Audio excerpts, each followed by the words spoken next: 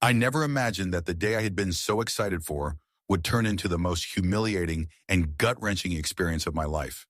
When Sarah first told me she was pregnant, I was over the moon.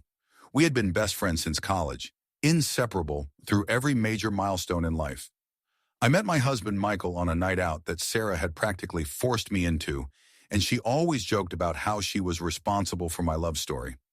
She had been there for my wedding, through my struggles with infertility, and I had been there for her every heartbreak until she met Mark, the man she swore was the love of her life.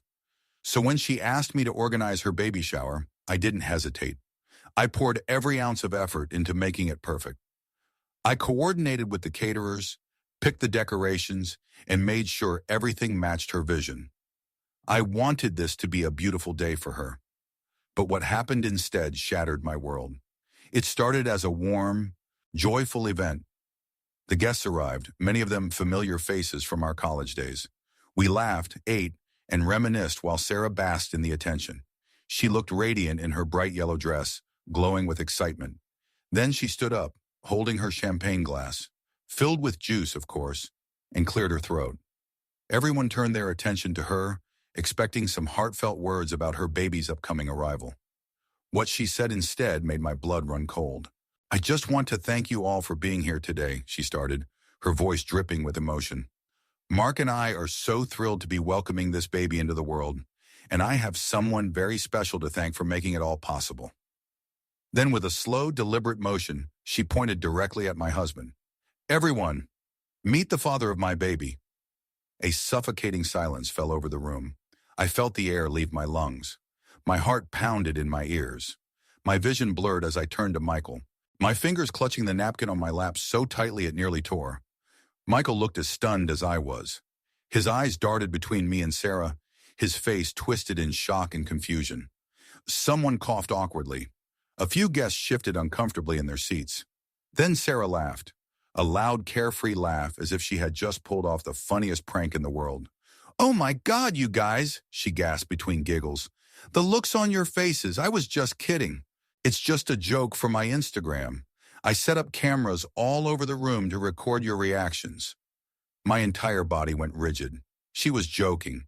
She thought humiliating me, dragging my husband's name through the dirt, making me feel like the ground had just crumbled beneath my feet, was funny.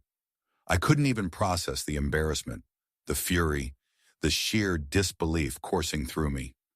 Michael's grip on my hand tightened. His face was flushed. His jaw clenched so tight I thought he might break a tooth.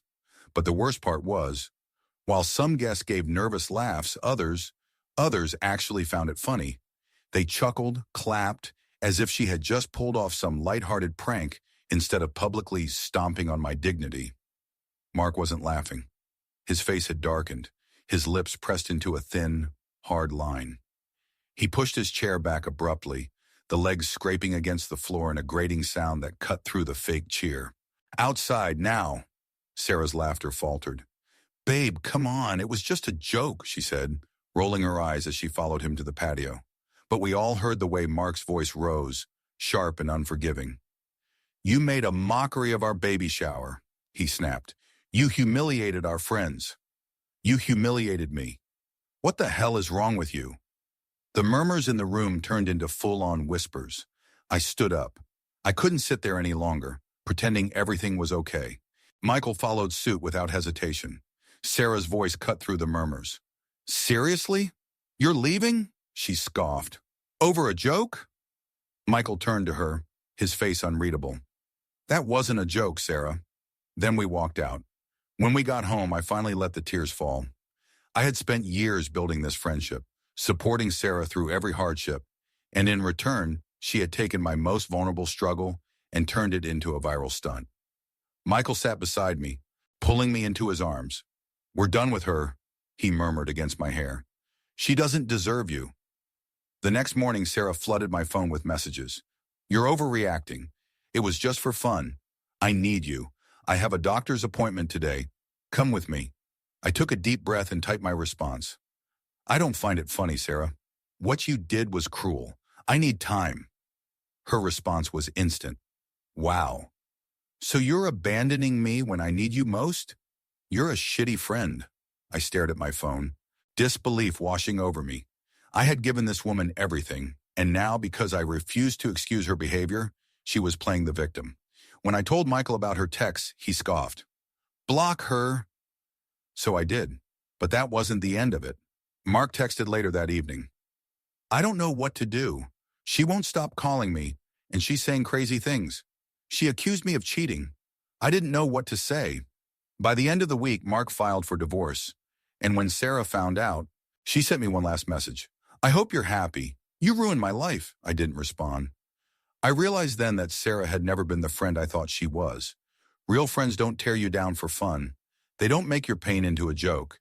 They don't guilt trip you when you set boundaries. Mark is moving on, so am I.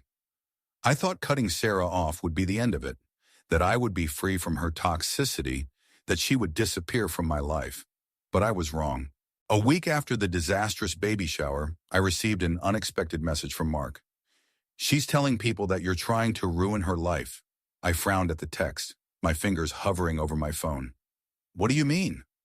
She's spreading rumors that you were jealous of her pregnancy, that you made up lies about her to turn me against her. My hands clenched into fists. I had expected Sarah to be upset, maybe even lash out in anger. But this, twisting the truth to make me look like the villain? Before I could even respond to Mark, my phone buzzed again, this time with notifications from social media. And that's when I saw it. Sarah had posted a lengthy, dramatic post on her Instagram, painting herself as the victim of fake friends who abandoned her in her most vulnerable moment.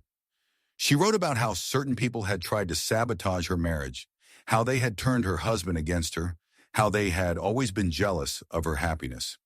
She never mentioned my name, but it didn't matter. Everyone knew who she was talking about. The comments were pouring in. OMG, Sarah, you don't deserve this. Fake friends are the worst. Stay strong, mama. I felt my stomach twist in disbelief.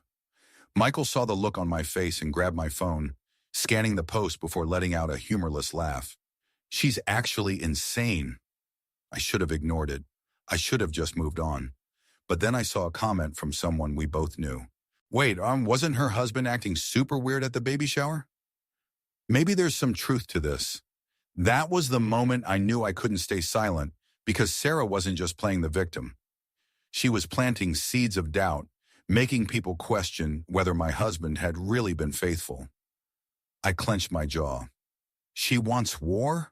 I muttered under my breath. Fine, let's give her one. Michael's brow furrowed. What are you thinking? I didn't answer. Instead, I opened my laptop and pulled up my messages. I had receipts. Every single text Sarah had ever sent me complaining about Mark. Every message where she belittled him, vented about how she sometimes wished she had married rich instead. All the voice notes where she ranted about how she was bored in her marriage. If she wanted to act like she was the perfect wife who had been blindsided by betrayal, I was about to remind her of the truth. I compiled everything into a single post. Since people seem so curious about what really happened, let me share some facts. I kept it short and factual. I explained that Sarah had publicly humiliated me and my husband at her baby shower. I explained that she had insulted my infertility in private messages. And then I attached screenshots, direct evidence of her own words.